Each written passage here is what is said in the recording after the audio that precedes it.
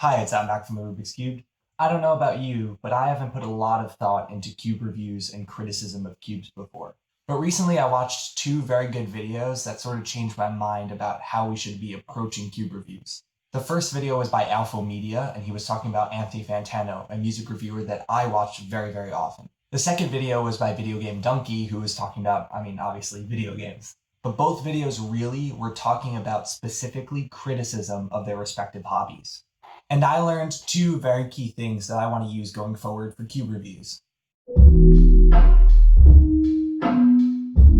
Donkey talks about how a review must maintain focus in order to achieve consistency with the opinion shared and the final score. In order to achieve this focus on future cube reviews, I've determined what I consider to be what a cube review should be doing. And in my own opinion, a cube review should be answering the question, how good is this puzzle compared to the competitive meta now?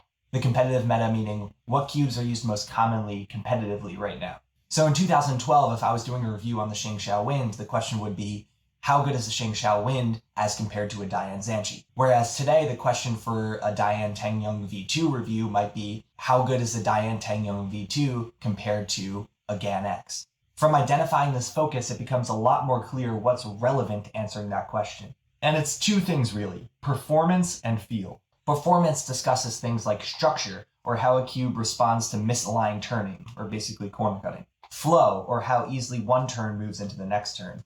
And finally, flaws while solving, like pops, corner twists, catching, blocking, stuff like that. Feel discusses things like turning description, like sandy, crispy, smooth.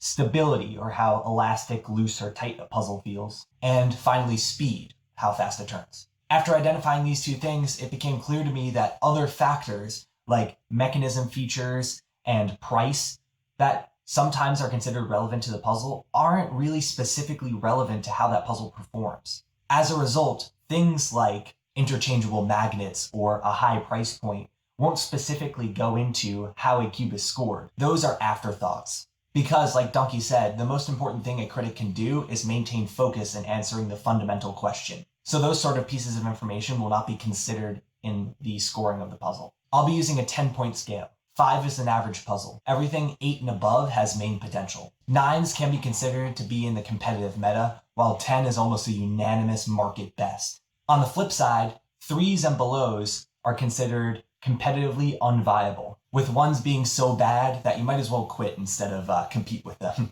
Now, one question you may have is, how does personal solving performance factor into my score?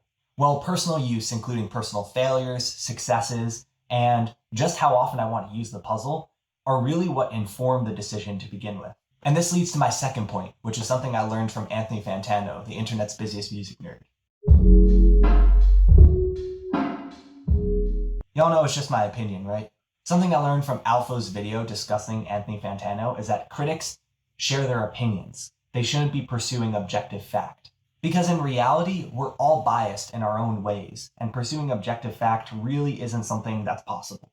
However, by understanding where a particular critic's viewpoints stand in relation to yours, you can make an informed decision about whether to purchase a product. I learned this from Anthony Fantano because I myself find myself agreeing with a lot of his music review scores very often, and so when he reviews a project very highly that I hadn't seen before, it's a good bet that I'll like that project. On the flip side of that equation, DG doesn't agree with a lot of Anthony Fantano's scores because his music tastes are different. DG is somebody who likes trap.